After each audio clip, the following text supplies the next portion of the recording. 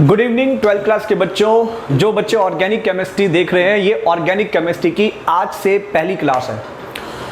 12th class का हमारा जो चैप्टर नंबर 10 है, जिसे आप हेलो एल्केन कहते हैं, वहां से शुरुआत करते हैं। मान लेते हैं कि आपको 11th क्लास में ऑर्गेनिक बिल्कुल भी नहीं पढ़ी थी, आपने बिल्कुल भी ऑर्गेनिक नहीं आती है, तो भी आप वीडियो देखिएगा और स्टार्टिंग से लेके हम जब पढ़ते जाएंगे तो 11th के बेसिक कॉन्सेप्ट मैं साइड बाय साइड आपको कराता रहूंगा। फिलहाल ये जो चैप्टर है हेलो एल्केन और hello arene, 12th class organic का पहला चैप्टर, हम इस चैप्टर में पढ़ते हैं compound containing halogen. Compound containing halogen मतलब हम ऐसे कंपाउंड की बात करेंगे जिन कंपाउंड में हैलोजन होता है। मतलब हम ऐसे कंपाउंड की बात करेंगे जिनमें फ्लोरीन, क्लोरीन, ब्रोमीन और आयोडीन होता है। एक्चुअली में कंपाउंड कंटेनिंग हैलोजन में हम टोटल 5 टॉपिक पढ़ते हैं। एक तो पढ़ते हैं अल्काइल हैलाइड। अल्काइल हैलाइड के बाद दूसरा टॉपिक पढ़ा जाता है एराइल हैलाइड एंड तीसरा टॉपिक पढ़ा जाता है हैलोफॉर्म। हैलोफॉर्म के अलावा हम इसमें पढ़ते हैं vinyl halide and the last topic is allyl halide. Total मिला के ये 5 टॉपिक हम इस चैप्टर के अंदर कंसीडर करते हैं, पर इन 5 में से 12th क्लास सीबीएसई बोर्ड में alkyl halide, aryl halide, haloform ये पढ़ाया जाता है। बाकी 12th क्लास सीबीएसई बोर्ड में विनाइल हैलाइड और एलाइल हैलाइड की कोई ज़्यादा डिस्क्रिप्शन नहीं होती है, बस उनका सिंपल इंट्रोडक्शन ही होता है और ज़्यादा नहीं होता। देखो, अल्काइल हैलाइड को RX से डिनोट किया जाता है।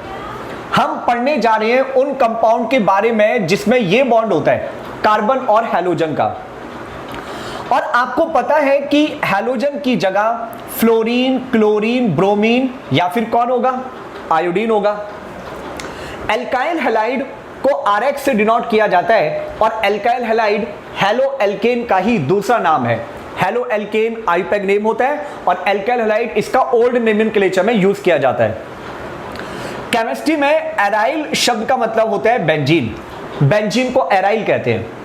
अगर बेंजीन के साथ हमने यहां पे X लगा दिया तो इस पूरे मॉलिक्यूल का नाम क्या है, एराइल हैलाइड। हैलोफॉर्म, हैलोफॉर्म को CHX3 इससे डिनोट किया जाता है। हैलोफॉर्म में हम 3 कैटेगरी पढ़ते हैं, क्लोरोफॉर्म, ब्रोमोफॉर्म, आइडोफॉर्म, ऐसे करके आप 3 कैटेगरी पढ़ते हो। विनाइल, जिन कार्बन्स के बीच में डबल बॉन्ड होता है, उन डबल बॉन्ड वाले कार्बन को विनाइल कहा जाता है। मतलब ये कार्बन डबल बॉन्ड का है विनाइल, ये कार्बन भी डबल बॉन्ड का है विनाइल। अगर हम डबल बॉन्ड वाले कार्बन से हैलोजन ज्वाइन कर देते हैं तो फिर इस पूरे मॉलिक्यूल को बोला जाएगा विनाइल हैलाइड। ऑलराइट, जिनके बीच में डबल बॉन्ड होता है उन्हें विनाइल कार्बन कहा जाता है। किसी मॉलिक्यूल में डबल बॉन्ड के साथ कोई सिंगल बॉन्ड से कार्बन जुड़ा है, मैंने कहा जिनके बीच में डबल बॉन्ड है उन्हें तो विनाइल कार्बन कहते हैं, और जो डबल बॉन्ड के साथ वाला कार्बन होता है उसे कहा जाता है एलाइल कार्बन। अगर आप हैलोजन को एलाइल वाले कार्बन से ज्वाइन कर देते हैं तो इस मॉलिक्यूल का नाम है एलाइल हैलाइड। ठीक है भाई, डबल बॉन्ड वाले कार्बन क्या होते हैं, विनाइल, और डबल बॉन्ड के साथ वाला क्या होता है, एलाइल। जैसे एक और एग्जांपल बताता हूं। मान लो आपने इस तरीके से साइक्लोहेक्सेन बनाया, जिनके बीच में डबल बॉन्ड है, वो कार्बन क्या मानी जा रही है, विनाइल, है ना। मैंने अगर इसके ऊपर हैलोजन लगा दिया तो इस मॉलिक्यूल को विनाइल हैलाइड की कैटेगरी में रखा जाएगा।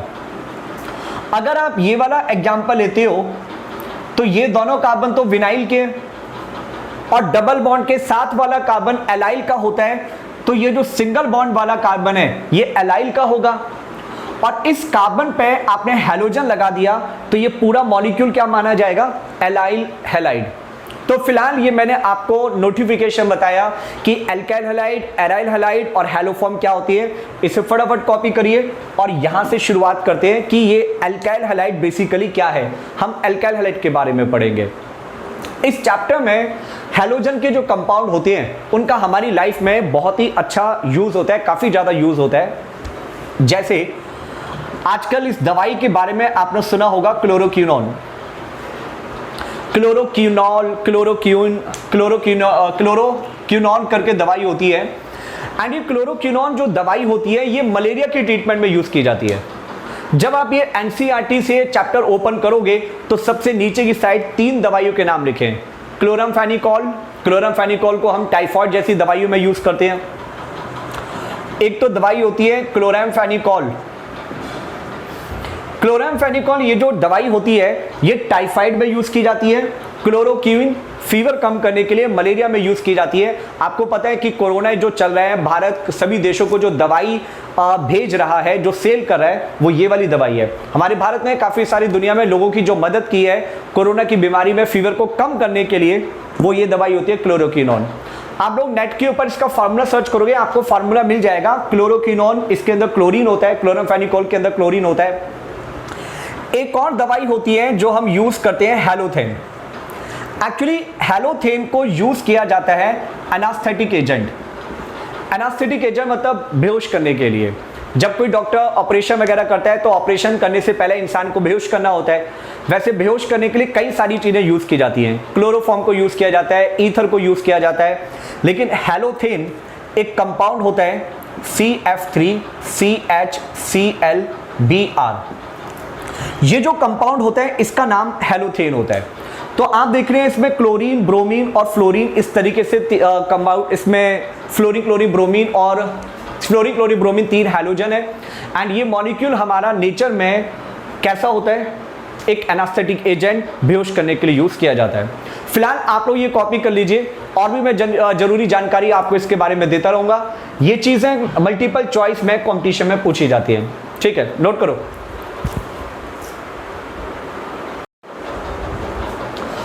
ठीक है, तो जो पहला टॉपिक है एल्काइल हैलाइड से शुरुआत करते हैं। एल्काइल हैलाइड का आईयूपैक नेम मैंने क्या बोला है, हेलो एल्केन। देखो केमिस्ट्री में कार्बन की चेन को R से डिनोट किया जाता है, और जितने भी हमारे ऑर्गेनिक कंपाउंड होते हैं, हम सभी ऑर्गेनिक कंपाउंड की कैटेगरी को 3 पार्ट में डिवाइड करते हैं। एल्काइल हैलाइड को क्लासिफाई किया जाता है primary alkyl halide, secondary alkyl halide and tertiary alkyl halide, 3 part में डिवाइड किया जाता है। पहले मैं प्राइमरी, सेकेंडरी और टर्शियरी कार्बन शब्द का मीनिंग आपको समझा दूं। मान लो मैं ऐसे लिख रहा हूं CH3 carbon, CH3, CH2, CH3 and CH3। अब आपको पेपर में कॉम्पिटिशन में एक ऐसे क्वेश्चन पूछा जाता था कि इस तरीके से कोई स्ट्रक्चर बना के दे दी या उसका आईयूपैक नेम लिख दिया। अब पूछा गया कि बताओ इस मॉलिक्यूल में नंबर ऑफ प्राइमरी हाइड्रोजन कितने हैं, या इस मॉलिक्यूल में नंबर ऑफ सेकेंडरी हाइड्रोजन कितने हैं। प्राइमरी कार्बन ऐसे कार्बन को कहते हैं जो सिर्फ एक ही कार्बन से जुड़ा हो। सेकेंडरी कार्बन उसे कहते हैं जो 2 कार्बन से जुड़ा होता है, और जो कार्बन 3 कार्बन से जुड़ा होता है उसे टर्शियरी कहते हैं। कौन है प्राइमरी कार्बन, जिससे 1 कार्बन जुड़ा हो।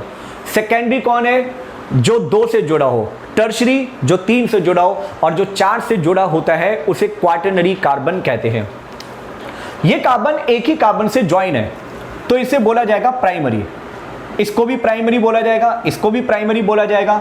This is primary, this is primary. जो भी हमेशा कॉर्नर पर होता है उसे प्राइमरी ही कहा जाएगा। लेकिन ये वाला कार्बन 2 कार्बन से जुड़ा है, एक इससे अटैच है और एक इससे अटैच है, तो ये वाला कार्बन क्या माना जाएगा, 2 डिग्री सेकेंडरी। और ये वाला कार्बन आपका 3 कार्बन से जुड़ा है, तो इस कार्बन को आप टर्शियरी बोलोगे। सिंपल सी पहचान एक और बता देता हूं कि अगर कहीं पे CH2 है तो वो प्राइमरी है, अगर कहीं पे CH है तो वो सेकेंडरी है, एंड अगर कहीं पे सिर्फ कार्बन पे इस तरीके से अटैच है, CH2 पे एक हाइड्रोजन होगा आपके पास, टर्शियरी कार्बन पे एक हाइड्रोजन ऐसे, अगर कहीं पे ये वाली फॉर्म दिखाई दे आपको CH2 ऐसे करके CH2 लगा है, तो ये कार्बन आपका प्राइमरी माना जाएगा अगर वो CH2 है तो, और अगर ये वाला है तो सेकेंडरी, और अगर सिर्फ एक ही H है कार्बन पे तो वो टर्शियरी माना जाएगा। लेकिन ये वाला जो कार्बन है ये क्वाटरनरी है, इस पे 4 कार्बन जुड़े हैं।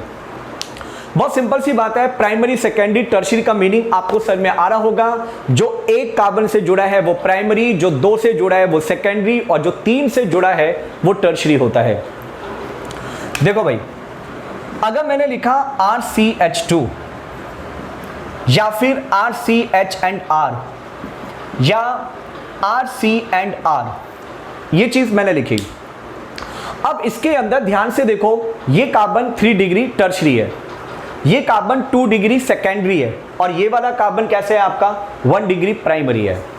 जब हम किसी मॉलिक्यूल में प्राइमरी कार्बन पे हैलोजन लगा दें तो वो प्राइमरी एल्काइल हैलाइड है, सेकेंडरी कार्बन पे हैलोजन लगा देते हैं तो वो सेकेंडरी एल्काइल हैलाइड बन जाएगा, और टर्शरी वाले पे हैलोजन लगा दें तो वो टर्शरी एल्काइल हैलाइड बन जाएगा।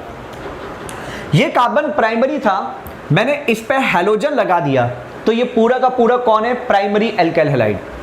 मैंने अगर सेकेंडरी वाले पे हैलोजन लगाया तो ये पूरा कौन है, सेकेंडरी एल्काइल हैलाइड, और हैलोजन मैंने अगर यहां लगाया तो फिर ये क्या माना जाएगा आपका, टर्शरी एल्काइल हैलाइड। ठीक है, तो प्राइमरी सेकेंडरी टर्शरी का मीनिंग आपको समझ में आ रहा होगा। एक एग्जांपल मैं आपसे पूछता हूं, जैसे मैंने ये स्ट्रक्चर बनाई CH3 CH3 एंड CH2Cl, आपसे पूछा जा रहा है कि ये प्राइमरी है, सेकेंडरी है या टर्शरी है। बहुत सिंपल सी पहचान, अगर CH2 है तो प्राइमरी, CH होता मतलब 2 का 1 H होता, तो अगर ये वाली फॉर्म होती, ये सेकेंडरी वाला जो होता है ना उसमें यहाँ पे एक साइड कार्बन होगा, अगर ये वाली फॉर्म है तो टर्शरी माना जाता है। अब जैसे इसको देखो, ये वाला जो कार्बन है आपका, ये एक ही कार्बन से जुड़ा है तो ये कार्बन प्राइमरी है। अगर ये एक ही कार्बन से जुड़ा है, इससे जुड़ा है ना, ये प्राइमरी कार्बन है, और क्लोरीन प्राइमरी कार्बन से अटैच है, इसलिए इस मॉलिक्यूल को बोला जाएगा primary alkyl halide, primary alkyl halide. अच्छा, जो आपको ये पहचान हो गई होगी कि प्राइमरी सेकेंडरी टर्शरी को हम कैसे आइडेंटिफाई करते हैं, आप लोग इसे कॉपी करिए। अभी मैं एल्काइल हैलाइड का आईपैक नेम लिखना बताता हूं, थोड़ा जल्दी कॉपी करिए।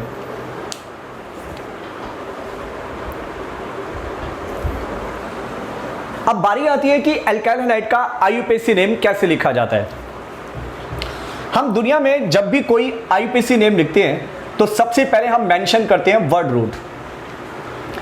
ये जो वर्ड रूट होता है इसका मतलब होता है एल्क, यानी किसी मॉलिक्यूल में एक कार्बन है तो हम लिखते हैं मिथ, 2 कार्बन के लिए हम लिखते हैं इथ। तो आप ये जो meth, eth, prop, but, pent, hex, hept, oct, ये जो शब्द पढ़ते हैं आप इन्हें वर्ड रूट कहते हैं। मतलब कार्बन की चेन में जो नंबर ऑफ कार्बन होते हैं उसके लिए वर्ड रूट शब्द यूज करते हैं। फिर इसके बाद हम मेंशन करते हैं कि भाई कार्बन की हमने जो चेन सेलेक्ट की है, कार्बन की चेन में बॉन्ड कौन से हैं। अगर कार्बन की चेन में सिंगल बॉन्ड है तो हम एन लगा देते हैं, कार्बन की चेन में डबल बॉन्ड है तो हम इन लिख देते हैं, और अगर कार्बन की चेन में ट्रिपल बॉन्ड है तो हम क्या लिख देते हैं, आइन। सिंगल बॉन्ड के लिए एन, डबल बॉन्ड के लिए इन, और ट्रिपल बॉन्ड के लिए क्या वर्ड आता है, आइन। उसके आगे मेंशन किया जाता है कि हमारा फंक्शनल ग्रुप कौन है। भाई ऑर्गेनिक में काफी सारे फंक्शनल ग्रुप होती हैं। आप कार्बोक्सिलिक एसिड के लिए क्या शब्द लिखते हो, ओइक एसिड। यहाँ पे कार्बोक्सिलिक एसिड होता है तो ओइक एसिड आ जाता है, अल्कोहल होता है तो ऑल लगा देते हैं, एल्डिहाइड के लिए अल आ जाता है। तो जो भी फंक्शन ग्रुप होता है उसका यहाँ पे शब्द लिखा जाता है फंक्शन ग्रुप का सफिक्स। और वर्ड रूट से पहले, जैसे आपने कई सारे एग्जाम्पल में देखा होगा 2 मिथाइल, 2 इथाइल, 3 इथाइल, ऐसे शब्द आ जाते हैं। यहां पे वर्ड रूट से पहले हम मेंशन करते हैं ब्रांचिंग।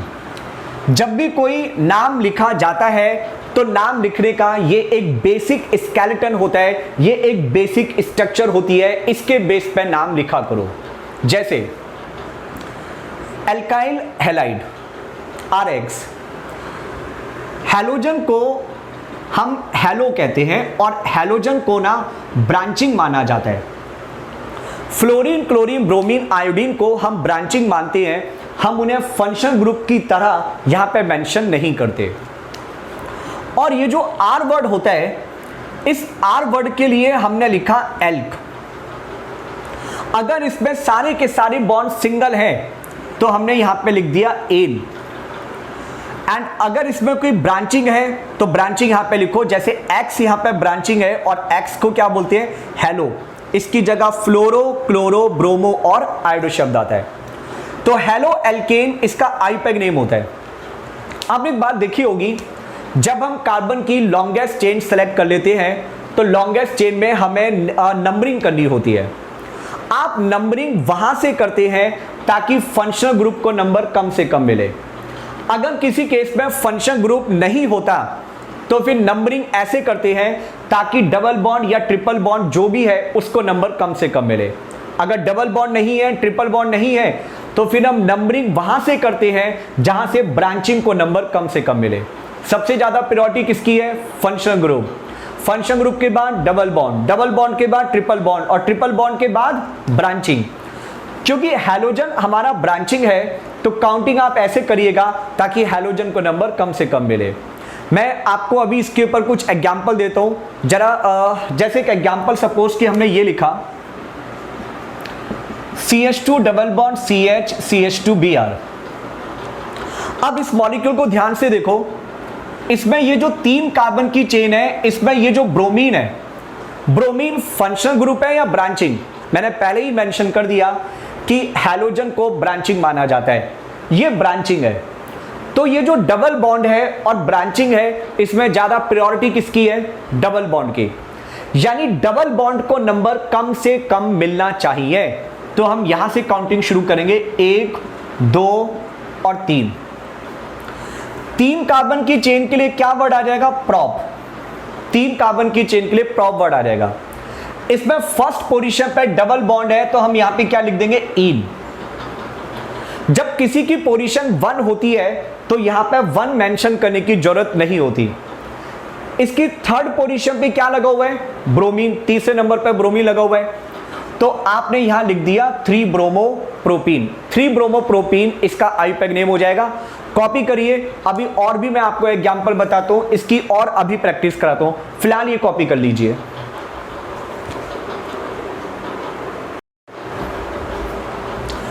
तो आईपैक नेमिंग में अभी मैंने आपको बता दिया। अब ये 2 एग्जांपल आपके सामने हैं। आप लोग इन दोनों का नाम लिखने की कोशिश करो। वीडियो को स्टॉप करो, स्टॉप करके इसका नाम लिखो और फिर दोबारा वीडियो ऑन करके देखो कि आपने क्या आंसर लिखा था। देखो भाई, नियम कहता है कि कार्बन की लॉन्गेस्ट चेन सेलेक्ट करो। लॉन्गेस्ट चेन में ये आपका ब्रांचिंग है। अब मैं इसमें 2 जगह से काउंटिंग कर सकता हूं, 1 2 3 4 या फिर 1 2 3 4। हमारे पास काउंटिंग करने के 2 रास्ते हैं। आप इस तरीके से काउंटिंग करिए ताकि जो भी आपकी ब्रांचिंग है उसको नंबर कम से कम मिले। यानी हम काउंटिंग यहां से करेंगे, यहां से नहीं करेंगे, बिकॉज यहां से ब्रोमीन की पोजीशन 3 आती है। अब 4 कार्बन की चेन है इसलिए हमने क्या शब्द लिख दिया? ब्यूट। सारे के सारे बॉन्ड सिंगल हैं इसलिए आपने लिख दिया एन। इसके आगे फंक्शनल ग्रुप लिखा जाता है and bromine is not functional group. आप ब्रोमीन को ब्रांचिंग मानते हैं, यहां पे ब्रांचिंग लिखो। नंबर 2 पोजीशन पे ब्रोमीन नाम की ब्रांचिंग है तो आपने लिखा 2 bromobutane. This is the IUPAC name. पहला लेटर कैपिटल होना चाहिए, बाकी सारे लेटर स्मॉल होने चाहिए। एक नंबर और वर्ड के बीच में हमेशा हाइफन आना चाहिए। अब अगला एग्जांपल देखो भाई, ये कार्बन की लॉन्गेस्ट चेन हो जाएगी। लॉन्गेस्ट चेन में आपका ये ब्रांचिंग है और ये भी आपका ब्रांचिंग है। क्लोरीन भी ब्रांचिंग है और ब्रोमीन भी ब्रांचिंग है। मैं काउंटिंग यहां से करूं, अगर 1 2 3 4 1 2 3 4 यहां से करने पे पहली ब्रांचिंग की पोजीशन 1 और दूसरी वाली की पोजीशन 4 आती है। यहां से करने पे पहली की पोजीशन 1 और दूसरी वाली की पोजीशन भी 4 आती है। जब दोनों ब्रांचिंग को नंबर बोथ साइड से बराबर बराबर मिलता है तो नियम कहता है कि जो अल्फाबेटिकली ऑर्डर में पहले आ जाए उसको नंबर कम से कम मिले। आपको पता है ना कि ब्रोमीन का नाम क्या होता है? ब्रोमो। और क्लोरीन का नाम क्या होता है? क्लोरो। तो ABCD में अल्फाबेटिकल ऑर्डर में B पहले आता है और क्लोरीन बाद में आता है तो ब्रोमीन की प्रेफरेंस ज्यादा बन जाती है। काउंटिंग यहां से शुरू की जाएगी, यहां से नहीं की जाएगी। तो काउंटिंग करने का तरीका आपका सही होना चाहिए। बस टोटल 4 कार्बन की चेन थी तो 4 कार्बन के लिए क्या वर्ड आ जाएगा? ब्यूट।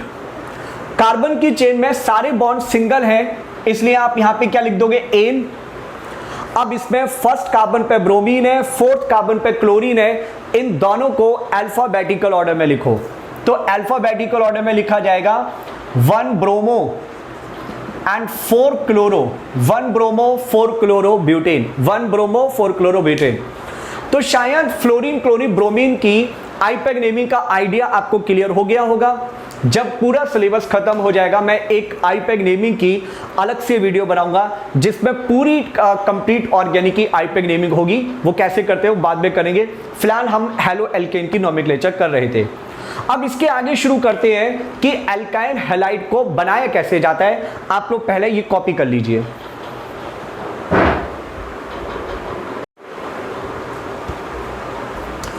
तो भैया अब टॉपिक शुरुआत करते हैं, एल्काइल हैलाइड को बनाते कैसे हैं। तो आप सभी हेडिंग लिख लीजिए, प्रिपरेशन ऑफ एल्काइल हैलाइड।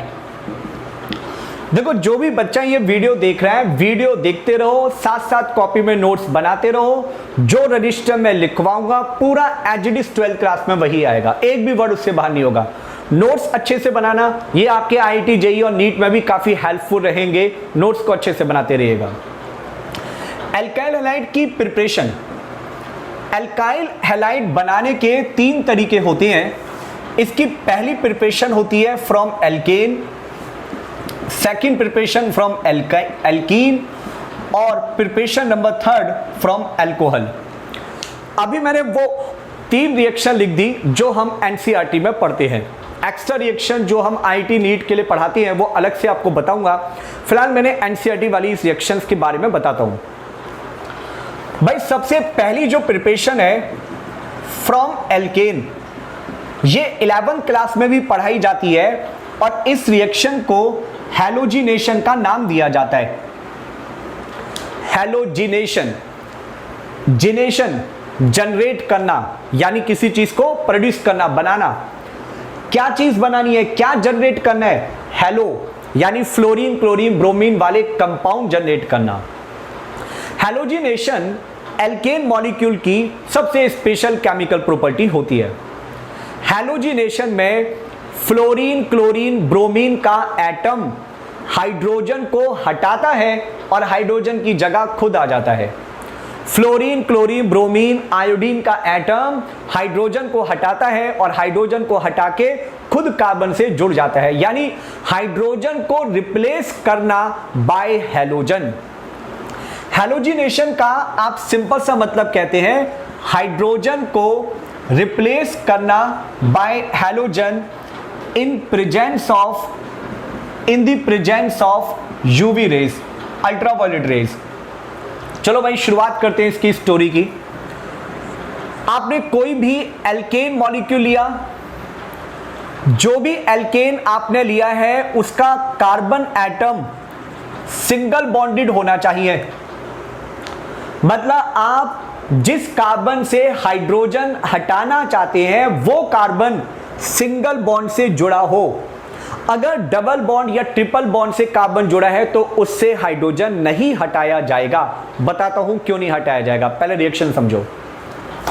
हमने इसकी रिएक्शन करवाने के लिए हैलोजन लिया X2, किसकी प्रेजेंस में, एरो के ऊपर लिख दिया H, या H की जगह हम इसमें यूवी रेस भी लिख सकते हैं, H लिख सकते हैं, या फिर यूवी रेस भी लिख सकते हैं, अल्ट्रावायलेट रेस। ये रिएक्शन ना फ्री रेडिकल मैकेनिज्म को फॉलो करती है। इसमें कार्बन और हाइड्रोजन के बीच का बॉन्ड टूटेगा। कार्बन हाइड्रोजन का बॉन्ड टूटने के बाद जब ये बॉन्ड टूटेगा तो एक इलेक्ट्रॉन कार्बन पर, एक इलेक्ट्रॉन हाइड्रोजन पर, इसे कहते हैं फ्री रेडिकल। ये जो मैं डॉट दिखा रहा हूं, डॉट का मतलब है इलेक्ट्रॉन। कार्बन का इलेक्ट्रॉन कार्बन पे चला गया, हाइड्रोजन का इलेक्ट्रॉन हाइड्रोजन पे चला गया। और जब हैलोजन का बॉन्ड टूटेगा तो इससे बनेगा X dot X dot.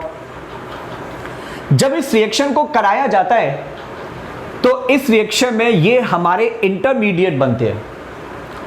Hydrogen और हैलोजन आपस में कंबाइन करेंगे। हाइड्रोजन हैलोजन के कंबाइन करने से साइड प्रोडक्ट निकल जाएगा HX, और ये जो दूसरा वाला हैलोजन बचा वो इस कार्बन से जाके ज्वाइन हो जाता है कार्बन से जुड़ जाएगा हैलोजन। ये इस रिएक्शन का एक जनरल कॉन्सेप्ट है, हम कभी पेपर में ये चीज लिख के नहीं दिखाते, ये आपको समझाने के लिए बताया है। अगर कभी हैलोजिनेशन पूछे तो आप एग्जाम में ऐसे नहीं लिखोगे, मैंने एक्सप्लेन किया है। जस्ट अपने दिमाग में ये बात फिक्स कर लो कि जिस कार्बन से आप H हटा रहे हैं उस कार्बन पे हाइड्रोजन को हटाकर कार्बन पे डॉट आता है। मतलब कार्बन पे इस हैलोजन के आने से पहले यहां कार्बन पर एक डॉट आया था, यानी इलेक्ट्रॉन आया था, उसके बाद हैलोजन आता है। फिलहाल आप इसको लिखो, मैं अभी इसके एग्जाम्पल के साथ आपको एक्सप्लेन करता हूं, पहले से कॉपी करिए।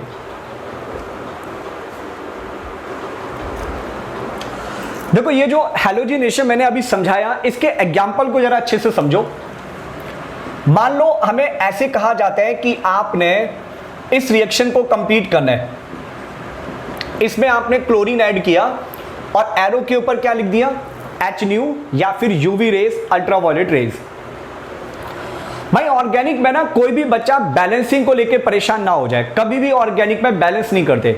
कोई बच्चा ऐसे इस बात पे ध्यान ना दे कि यार यहाँ पे 2 क्लोरीन थे, वहां 1 क्लोरीन कैसे रह गया, यहाँ पे 2 क्लोरीन थे तो वहां पे 4 क्लोरीन कहां से आ गए। कभी बैलेंसिंग पे ध्यान नहीं देते, मेन कॉन्सेप्ट पे ध्यान दो कि क्या बना और साइड प्रोडक्ट क्या निकला। इस क्लोरीन ने यहां से H हटाया और जिस कार्बन से आपने H हटाया उस कार्बन पे जाकर क्लोरीन जुड़ गया। ऑलराइट, अब यार क्लोरीन को तो नहीं पता था कि उसे कार्बन से एक ही H हटाना है, हो सकता है कि ये फिर दोबारा जुड़ जाए। तो इस रिएक्शन में जो क्लोरीन था वो इसके ऊपर फिर दोबारा से अटैक करता है और इससे बनता है CH2Cl2, साइड प्रोडक्ट निकल गया HCl। अब ये जो मॉलिक्यूल बना इसके ऊपर एक बार फिर क्लोरीनेशन होगा, दोबारा से हाइड्रोजन हटेगा, अब बनेगा CHCl3। क्या नाम है इसका, क्लोरोफॉर्म। जी वही क्लोरोफॉर्म जो आप समझ रहे हैं। अब क्लोरोफॉर्म में फिर दोबारा से एक बार और क्लोरीनेशन होगा, हाइड्रोजन क्लोराइड निकला और क्या मिल गया आपको, कार्बन टेट्रा क्लोराइड। तो भैया ये रिएक्शन यहां पे खत्म नहीं होनी।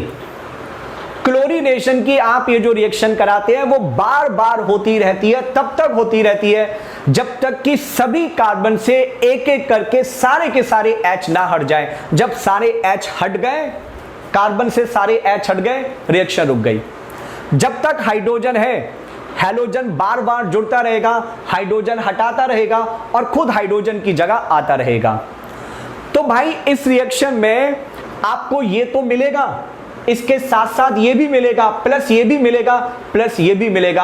आपको ये सभी चीजें एक साथ एक ही कंटेनर में मिलेंगी। You will get the mixture. यानी ये जो हैलोजिनेशन होता है ये कोई अच्छा तरीका तो नहीं माना जाएगा, because you are getting the mixture. अब ये फ्री रेडिकल रिएक्शन की सबसे बड़ी ड्रॉबैक्स होती है कि फ्री रेडिकल की रिएक्शन में जो बनाना होता है उसके अलावा और भी चीजें बन जाती हैं। पर मान लो भाई किसी बच्चे की जिद है, कोई बच्चा जिद पे अड़ गया, कहता नहीं जी मुझे तो यही बनाना है, कुछ ऐसा इंतजाम करो कि यही चीज ज्यादा से ज्यादा बने, बाकी चीजें बने थोड़ी बहुत बने कोई फर्क नहीं पड़ता। अगर आपने ये बात सोच ली कि भाई ये चीज बनानी है ज्यादा से ज्यादा, कोई बात नहीं, ऑर्गेनिक है, कुछ भी पॉसिबल हो सकता है। क्या करो, आप लो मीथेन प्लस क्लोरीन, एरो पे सनलाइट। आप ना मीथेन को बहुत ज्यादा क्वांटिटी में ले लो और ये जो क्लोरीन है इसको कम क्वांटिटी में लो। अगर क्लोरीन कम क्वांटिटी में होगा तो बार बार क्लोरीन के अटैक करने के चांस कम हो जाएंगे। तो अब ऐसा अगर आप करती हैं, हाइड्रोजन क्लोराइड निकलेगा, CH3Cl बन जाएगा। ठीक है, बात समझ में आ रही है। अगर हमने क्लोरीन को एक्सेस में लिया तो फिर हमें ये चीज ज्यादा से ज्यादा मिलेगी, बाकी चीज भी बनेंगे, 2-4 बनेंगे, ज्यादा फर्क नहीं पड़ता, पर अब ये ज्यादा बन रहा है। ऊपर वाले केस में ज्यादा अमाउंट में कौन था, क्लोरीन। तो जब भी आपको क्वेश्चन बोला जाए और वो कहता है कि क्लोरीन एक्सेस में है तो भैया बार बार रिएक्शन करा देना। और अगर वो कह रहा है कि क्लोरीन एक्सिस में नहीं है, मिथेन एक्सिस में है, तो फिर इसको यहां छोड़ देना। अब वो एक और चालाकी कर सकता है क्वेश्चन में, वो आपको जब क्वेश्चन देगा तो वो बोलेगा यू आर डूइंग ओनली मोनोक्लोरीनेशन। अगर उसने कहा मोनोक्लोरीनेशन यानी एक बार क्लोरीन लगाना है, वो कहता है बाई क्लोरीनेशन यानी 2 बार क्लोरीन लगाना है, ट्राई क्लोरीनेशन 3 बार क्लोरीनेशन करना है, और वो कहता है पॉलीहैलोजिनेशन बार बार कराते रहो। ठीक है। अगर उसने क्वेश्चन में क्या दिया मोनोक्लोरीनेशन यानी यहां पे स्टॉप, उसने कहा डाई क्लोरीनेशन तो आपने यहां पे स्टॉप करना होगा। तो शायद आपको ये बात समझ में आ रही होगी। और एग्जांपल बताता हूं, आप लोग इसे जल्दी से कॉपी करिए एंड फिर इसके आगे और एग्जांपल बताता हूं।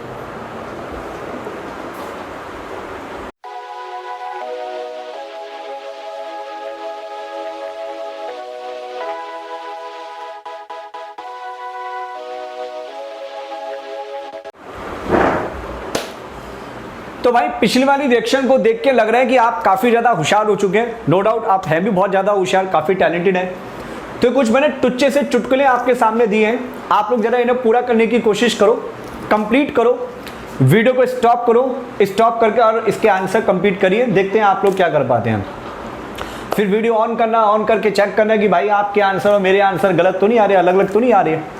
मैं सिर्फ इतना डिस्कस करूंगा कि इन क्वेश्चन में क्या क्या बन सकता है, which one is major, which one is minor, that will be discussed later, okay? तो फिलहाल इनके आंसर देखते हैं। हमें वो सारी पॉसिबिलिटी, वो सारे प्रोडक्ट बनानी है जो भी बन सकते हैं, सारे प्रोडक्ट आपको बनाने हैं। भाई इसमें क्लोरीन अगर यहां पे अटैक करता है at the first carbon atom तो प्रोडक्ट बनेगा CH3, CH2, CH2 and chlorine Cl। ठीक है। अगर क्लोरीन इसके ऊपर अटैक करता है सेकंड कार्बन पे तो प्रोडक्ट बनेगा CH3, CH3 एंड Cl। भाई साइड प्रोडक्ट निकल गया हाइड्रोजन क्लोराइड, यहां से H, यहां से क्लोरीन HCl निकल गया और यहां कार्बन पे कौन आ गया क्लोरीन। मैंने एक बार क्लोरीन इस पे लगाया 1 क्लोरोप्रोपेन, इस पे लगाया 2 क्लोरोप्रोपेन, और अगर मैं इस पे लगा दूं तो वो वापिस यही बन जाएगा, एक ही बात है। अब पेपर में ये मत लिख के दिखाना कि यहां पे लगाने पे कुछ और, यहां पे लगाने पे कुछ और है, नो, एक ही बात है। तो in this case you will get 2 type of product, एक तो 1 क्लोरोप्रोपेन और एक 2 क्लोरोप्रोपेन। नंबर 2, अगर मैं ब्रोमीन को यहां लगाता हूं, साइड प्रोडक्ट निकला HBr, इससे बना CH3, CH3 and CH2Br plus. कोई बच्चा ब्रोमीन को इस पे लगा दे या इस पे लगा दे, वो यही माना जाएगा। आप इस पर तीनों में से किसी भी कार्बन पे ब्रोमीन लगाइए, बात एक ही है। पर अगर यहां लगाते हैं तो बात अलग है, यहां लगाने पे बात अलग है। मान लो मैंने लिखा CH3 carbon, CH3 and CH3, यहां पे Br लगा दिया, इस कार्बन से H हटाया और H को हटा के कौन आ रहा है ब्रोमीन। अगर हाइड्रोजन को हटाकर हैलोजन आ जाए तो इसे हैलोजिनेशन कहते हैं। ठीक है, हाइड्रोजन को हटाकर हैलोजन आ रहा है, हैलोजन इस पे अटैक करेगा तो ये प्रोडक्ट बना, ब्रोमीन इस पे अटैक करेगा तो ये प्रोडक्ट बना। तो इसमें भी आपको 2 प्रोडक्ट मिल रहे हैं। एक जरूरी बात जो कि आपको ध्यान देनी थी कि हैलोजिनेशन सिंगल बॉन्डेड कार्बन का कराती है, डबल बॉन्डेड कार्बन का, ट्रिपल बॉन्डेड कार्बन का नहीं कराते। शायद किसी ने सोचा हो आंसर, बाकी सब सोच रहे होंगे जी ये मैं बताऊंगा अभी थोड़ी देर में, अभी बताता हूं आपको। देखो बेंजीन में 1 2 3 4 5 6 बेंजीन के जितने भी कार्बन हैं सभी कार्बन पर एक एक हाइड्रोजन होता है, पर यहां हाइड्रोजन की जगह CH3 है। हाइड्रोजन होने के बावजूद भी हम बेंजीन के कार्बन से H नहीं हटाएंगे क्योंकि सारे के सारे कार्बन ना डबल बॉन्ड से जुड़े हैं। बेंजीन का कोई भी कार्बन सिंगल बॉन्ड से नहीं जुड़ा, डबल बॉन्ड से जुड़े हैं। बच्चा कहेगा यार ये रहा सिंगल बॉन्ड, अरे भाई यहाँ पे डबल बॉन्ड आ गया ना, ये डबल बॉन्ड से जुड़ा है। बेंजीन के सारे कार्बन डबल बॉन्ड से जुड़े होते हैं। एक और बात, हमें बेंजीन में ये H है ये दिखाने की जरूरत नहीं होती, ये हर किसी को पता है, हाँ जी बेंजीन पे वहां H होता है। ये वाला कार्बन सिंगल बॉन्डेड है, मतलब sp3। तो ये जो sp3 वाला कार्बन है, सिंगल बॉन्ड वाला कार्बन, आपने सिंगल बॉन्ड वाले कार्बन से H हटाया, H की जगह क्लोरीन आ गया, HCl निकल गया। मैं जितने भी एग्जाम्पल लिख रहा हूं वो सारे के सारे मोनोक्लोरीनेशन वाले लिख रहा हूं, मैं बाइक्लोरीनेशन और डाइक्लोरीनेशन के प्रोडक्ट नहीं लिख रहा, क्योंकि हम मोनोक्लोरीनेशन ही लिखकर आते हैं अगर कोई कंडीशन मेंशन ना हो, पर अगर वो कंडीशन दे देता है तो फिर उसके अकॉर्डिंग ही करना। अगर वो कहता कि क्लोरीन एक्सिस में है तो यहां से एक और H हट जाता, फिर तीसरा H भी हट जाता, फिर यहां पे फाइनली कितने क्लोरीन आ जाते, 3 क्लोरीन आ जाते, अगर क्लोरीन एक्सिस में बोला जाता तो। मैंने कहा कि डबल बॉन्ड और ट्रिपल बॉन्ड वाले पर हैलोजन नहीं लगाते। अब भाई इसकी क्या मिस्ट्री है, ऐसा क्यों, मतलब ये कौन सा राज है कि डबल बॉन्ड ट्रिपल बॉन्ड पे नहीं लगाना? उसका कारण समझ लो आज। मैंने अभी कहा फ्री रेडिकल, फ्री रेडिकल को स्टेबल कराने के लिए 2 फिनोमिनन होते हैं, एक होता है रेजोनेंस, एक होता है हाइपर कंजुगेशन। जब मान लो कि अगर कहीं पे ये फॉर्म है, ठीक है, एक कार्बन पे H लगा है और उसका ये जो साथ वाला कार्बन है यहां पर है डॉट, तो ये जो कार्बन का डॉट है वो इसके साथ ना हाइपर कंजुगेशन में होगा। हाइपर कंजुगेशन भी मैं समझाऊंगा पर अभी नहीं बता रहा, अदरवाइज वीडियो बड़ी लंबी हो जाएगी। हाइपर कंजुगेशन को ऑर्गेनिक के आगे टॉपिक में समझाऊंगा। ये सिंगल बॉन्ड से जुड़ा है, लेकिन अगर कहीं पे इस तरीके से होता है डबल बॉन्ड, या फिर मान लो कार्बन पे ऐसे होता है जी हमारा ट्रिपल बॉन्ड, ये फॉर्म होती, तो यार ये जो फॉर्म है they are not stable. Resonance तभी होता है जब डबल बॉन्ड के साथ सिंगल बॉन्ड हो और वो फ्री रेडिकल सिंगल बॉन्ड के कार्बन पे हो। अगर कभी कोई फ्री रेडिकल डबल बॉन्ड पे या ट्रिपल बॉन्ड पे आता है तो वो स्टेबल नहीं होता, they form are not stable. ये सिंगल बॉन्ड वाली फॉर्म स्टेबल है बिकॉज जब ये हाइपर कंजुगेशन में जाता है तो हाइपर कंजुगेशन के कारण यह डबल बॉन्ड आता है और H डॉट आ जाता है, तो इसलिए सिंगल बॉन्ड का फ्री रेडिकल हाइपर कंजुगेशन की वजह से स्टेबल था, इसलिए सिंगल बॉन्ड के कार्बन से ही हैलोजिनेशन कराया जाता है। डबल बॉन्ड का फ्री रेडिकल, ट्रिपल बॉन्ड का फ्री रेडिकल स्टेबल नहीं होता। अब भाई इसमें डबल बॉन्ड आ गया, यानी इस पे तो आप हैलोजिनेशन नहीं करेंगे। जब डबल बॉन्ड आ जाए तो डबल बॉन्ड के साथ वाले कार्बन पे हैलोजिनेशन करना, यानी इसके ऊपर हैलोजिनेशन किया जाएगा। तो यहां से आपने क्लोरीन हटा दिया, क्लोरीन हटाने के बाद बना CH2 CH double bond CH2 and chlorine. ठीक है, आप लोगों को ये बात समझ में आ रही होगी कि डबल बॉन्ड ट्रिपल बॉन्ड पे नहीं कराते क्योंकि उनके फ्री रेडिकल स्टेबल नहीं होते, हम सिंगल बॉन्ड पे कराते हैं क्योंकि सिंगल बॉन्ड का फ्री रेडिकल स्टेबल होता है। आप लोग इस चीज को वीडियो में नोट तो कर ही लेते होंगे। अब आप ये बात समझ चुके हैं तो मैं एक एनसीईआरटी का एग्जांपल आपको देता हूं। एनसीईआरटी में एक एग्जांपल दे रखा है, एनसीईआरटी का एक छोटा सा क्वेश्चन है कि इस रिएक्शन को कंप्लीट करो, साइक्लोहेक्सीन प्लस ब्रोमीन Br2 और एरो पे लिखा है अल्ट्रावायलेट यूवी रेज। अब फिर वही बात आ गई, मॉलिक्यूल में डबल बॉन्ड आ गया। अगर मॉलिक्यूल में डबल बॉन्ड आ जाए तो डबल बॉन्ड के साथ वाले कार्बन पे हैलोजिनेशन कराना। ये दोनों कार्बन तो विनाइल के हैं, डबल बॉन्ड के साथ में ये कार्बन एलाइल का है और ये कार्बन भी एलाइल का है। इस वाले कार्बन पे 2 हाइड्रोजन है पर वो हमने शो नहीं कर रखे, वो अंडरस्टूड थे कि वहां हाइड्रोजन है। यहां से H, यहां से ब्रोमीन, HBr निकला और HBr निकलने के बाद यहां पर आपका ब्रोमीन आ गया। अगर कोई बच्चा ब्रोमीन को यहां दिखाने की जगह वो कहता है नहीं जी मैं ब्रोमीन को यहां पे लिखना चाहता हूं, कोई फर्क नहीं पड़ता, बात एक ही है। ऑलराइट, तो आप लोगों को ये बात क्लियर हो गई होगी कि जब किसी मॉलिक्यूल में डबल बॉन्ड आ जाए तो डबल बॉन्ड के साथ में जो सिंगल बॉन्ड वाला कार्बन है उस पर हैलोजिनेशन करना। तो डबल बॉन्ड के साथ ये कार्बन सिंगल बॉन्ड का था, डबल बॉन्ड के साथ ये कार्बन सिंगल बॉन्ड का था, सिंगल बॉन्ड वाले कार्बन पे हैलोजिनेशन किया जाएगा। राइट, तो सिंगल डबल बॉन्ड के साथ में जो सिंगल बॉन्ड था उस पे हैलोजिनेशन करना है। तो भाई मैंने हैलोजिनेशन सिर्फ एक ही आपको प्रिपरेशन समझाई है, अगली प्रिपरेशन अगली वाली वीडियो में बनाऊंगा। काफी लेट नाइट हो चुकी है, ये वीडियो शूट करते हुए मुझे रात के 12:30 बज चुके हैं। कोई नहीं, अगली क्लास में फिर मिलेंगे आप लोगों से, तब तक के लिए गुड नाइट।